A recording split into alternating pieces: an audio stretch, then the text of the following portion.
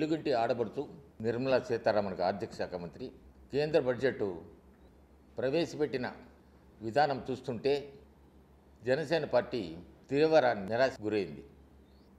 ముఖ్యంగా ఈ దేశంలో ఉత్తరాది దక్షిణాది అనే భావనలో కొందరిలో కలుగుతూ ఉంది.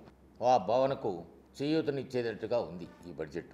జాతీయతా భావం కలిగిన జనసేన పార్టీ దేశాభివృద్ధే కాకుండా రెండు తెలుగు రాష్ట్రాల అభివృద్ధి కూడా కాంక్షిస్తూ ఉంది. కేవలం లాంగ్ టర్మ్ ప్లాన్ అనేది ముఖ్యమే కానీ మధ్యతరగతి వారికి సామాన్యులకు ఏమాత్రం బడ్జెట్ ఉపయోగపడలేదనేది జనసేన పార్టీ అభిప్రాయం. యువతకు మహిళలకు ప్రాధాన్యత కలిగిస్తున్నారని ఆ అంశం మీద కొంచెం సంతృప్తి ఉన్నా కానీ మిగతా విషయాల మీద విపరీతమైన నిరాశకు లోనైనాం. నవభారత నిర్మాణం కోసం ఆర్థిక సంస్థల కోసం అంటూ ప్రధానమంత్రి ఆర్థిక శాఖ మంత్రి చెబుతున్నారు కానీ అలా కనిపించడం లేదు. ఇక్కడ పోయినసారి పార్లమెంట్లో పీయూష్ గోయల్ గారు మధ్యంతర బడ్జెట్ పెట్టినప్పుడు దానిలో ఉద్యోగుల శాలరీ ఎంప్లాయీస్కు అదనంగా కొన్ని రాయితీలు కల్పిస్తామన్నారు. ఆ రాయితీలు ఏమీ దీంట్లో కనపడలేదనే దానికి చాలా ఇబ్బందిగా కూడా ఉంది. పెట్రోల్ ధర పెంచారు, డీజిల్ ధర పెంచారు, సామాన్యుడికి నడ్డి విరిగిపోయేటట్టు చేసినారు. ఎంతసేపటి కూడా ప్రైవేటీకరణ మంచిదే, not at the cost of the common man. ప్రైవేటీకరణ చేస్తే దాంట్లో ఇబ్బంది లేదు. ఇప్పటికైనా కానీ జాతీయ ప్రాజెక్టుల మీద పోలవరం కానీ కాళేశ్వరం కానీ ఏమాత్రం నిధుల గురించి ప్రస్తావన లేదు. రాష్ట్ర విభజన సమయంలో రెండు రాష్ట్రాలకు కూడా హామీలు నెరవేర్చాల్సిన బాధ్యత కేంద్రానికి ఉంది.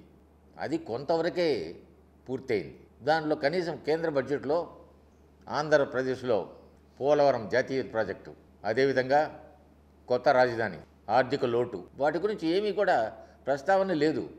రేపు ఎంతసేపటికి కూడా బడ్జెట్ పాలసీ మేకింగ్ చేసేది కాదు. బడ్జెట్ సామాన్యుడికి రాబోయే రోజుల్లో మనం సంవత్సరంలో మనకు ఆదాయం ఎంత వస్తుంది, ఆదాయంలో దేనికి ఖర్చు పెడతాం అనే భావన కలగాల బడ్జెట్ అంటే.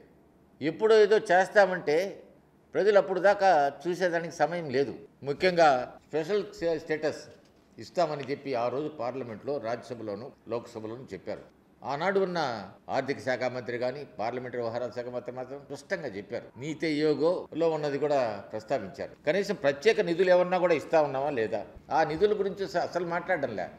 గిరిజన యూనివర్సిటీకి ఇస్తామంటా ఉన్నారు. దానికంతా దీనికంతా కూడా మనకు అర్థమవుతా ఉన్నది.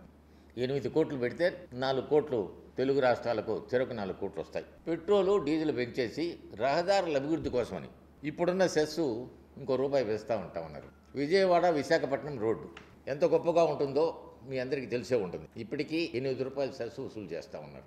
గ్రామాల అభివృద్ధికి పెద్దపీట వేశామంటా ఉన్నారు. గ్రామాది ఉపాధి పథకానికి ఏమాత్రం నిధులు వెచ్చించారు. ఈ ప్రభుత్వం అధికారం రావడానికి నేషనల్ సెక్యూరిటీ, ఈ దేశాన్ని మేము కాపాడుతాం, ఈ దేశాన్ని కాపాడేదానికి మాకు అధికారం ఇవ్వమని కూడా చెప్పారు అప్పుడు భారతీయ జనతా పార్టీ నాయకులు. ఈరోజు రక్షణ దానికి ఏమి నిధులు ఎక్స్ట్రా కేటాయించలా, ఉన్న నిధులతో సరిపెట్టారు. కేంద్ర విశ్వవిద్యాలయానికి నిధులు ఇస్తామని చెప్పారు. అన్నీ అరకొర నిధులే. నేను కోరేది ఒకటే, ముఖ్యంగా ఇది న్యూలీ బార్న్ స్టేట్ ఆంధ్రప్రదేశ్, దీన్ని ఆదుకోవాల్సిన అవసరం ఎంతైనా ఉంది. మిగతా రాష్ట్రాలతో సరిపోర్చడానికి లేదు. ఆర్థిక లోటు ఎక్కువ ఉంది. ముఖ్యంగా ఆంధ్రప్రదేశ్ ప్రభుత్వం ముఖ్యమంత్రి గారిని జగన్మోహన్ రెడ్డి గారిని కోరుతున్నా, ఇప్పటికైనా స్పష్టత తేండి కేంద్రం నుంచి, ఏ విధంగా వాళ్ళు మనం సాయం చేయబోతా ఉన్నారు. కనీసం ఇది రాష్ట్ర ప్రభుత్వం బాధ్యత కూడా అని చెప్తా ఉన్నా. ఏదైనా కానీ రెండు తెలుగు రాష్ట్రాలకు తీరని అన్యాయం జరిగింది. దాన్ని జనసేన పార్టీ తీవ్రంగా ఖండిస్తుంది. ఇప్పుడు కూడా ఆనాడు స్పెషల్ స్టేటస్ కావాలని మొదట మాట్లాడింది జనసేన పార్టీ నాయకుడు పవన్ కళ్యాణ్ గారు. అవతల ప్యాకేజ్ ఇస్తూ ఉంటే అది కాదు అని చెప్పింది కూడా వారే. ఇది ప్రజల్లో కూడా ఉంది. ఇప్పుడు నివురు గప్పిన నిప్పు మాదిరి ఉంది. దయచేసి ఇప్పటికైనా కానీ కేంద్ర ప్రభుత్వాన్ని కోరుతా ఉన్నా, మాకు ఆంధ్ర రాష్ట్రానికి ఆర్థిక సాయం జరగాల. రాజధాని కట్టుకోవాలి మేము. జాతీయ ప్రాజెక్టు పోలవరం, దానికి నిధులు ఎంత ఇస్తారో చెప్పండి. అదేవిధంగా ఆర్థిక లోటు, చాలా నష్టపోయి ఉన్నాం.